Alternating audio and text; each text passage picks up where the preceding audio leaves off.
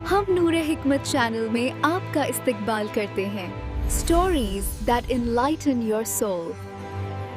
बचपन में जब जलजला आता था तो दिल की कैफियत ही कुछ और होती थी।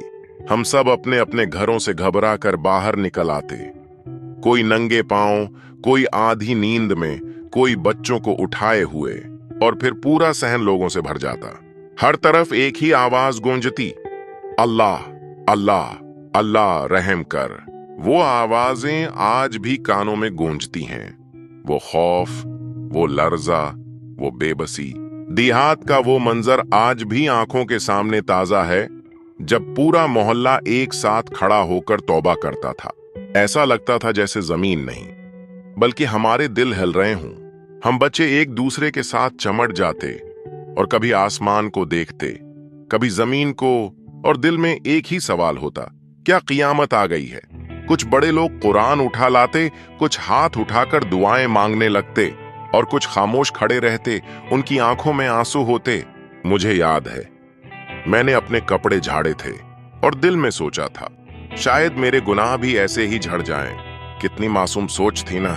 थोड़ी देर बाद जब जमीन रख जाती तो सब एक लंबी सांस लेते, लेकिन खौफ खत्म नहीं होता था।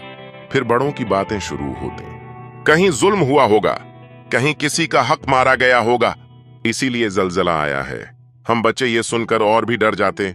उसी दौरान एक बूढ़ी दादी उम्मा भी थीं। वो हमेशा एक अजीब सी कहानी सुनाती थीं।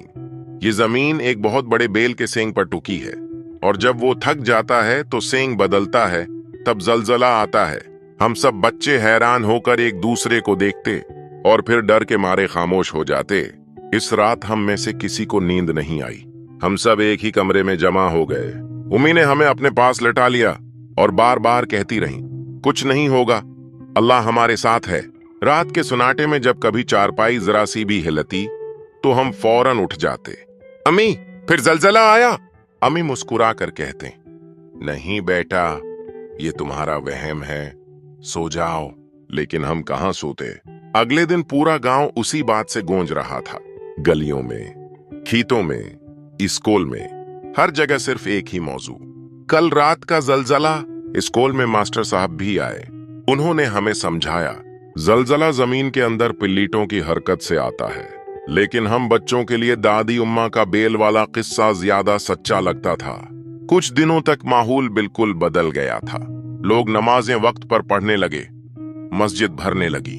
कोई झूठ नहीं बोलता था, कोई लड़ाई नहीं करता था, सब एक दूसरे से नरमी से बात करते थे। एक दिन मैंने अपने अबू से पूछा, अबू, क्या जलजला अल्लाह की नाराजगी की वजह से आता है?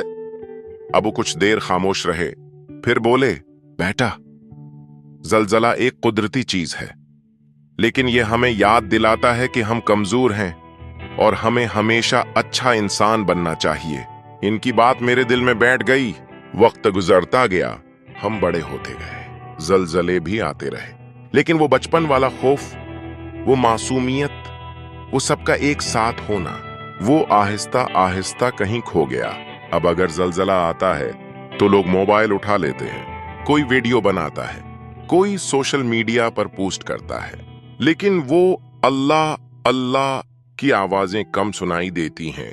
अब न वो सहन में अकट्ठा होना है, न वो सबका एक साथ दुआ करना। घर बड़े हो गए हैं, कमरे ज्यादा हो गए हैं, लेकिन दिल छोटे हो गए हैं। फिर भी कभी कभी जब जमीन हिलती है तो दिल के किसी कोने में वही बचपन जाग उठता है, वही डर, वही दुआ, वही अम्मी की आवाज, और सबसे ज्यादा उम्मी का वो जमला याद आता है, नहीं बेटा, कुछ नहीं हुआ, अल्लाह हमारे साथ है। सच तो ये है, घर चाहे कुचा हो या पक्का, कमरे कम हो या ज्यादा, अगर माँ साथ हो तो हर जलजला, हर खौफ, हर मुश्किल छोटी लगने लगती है।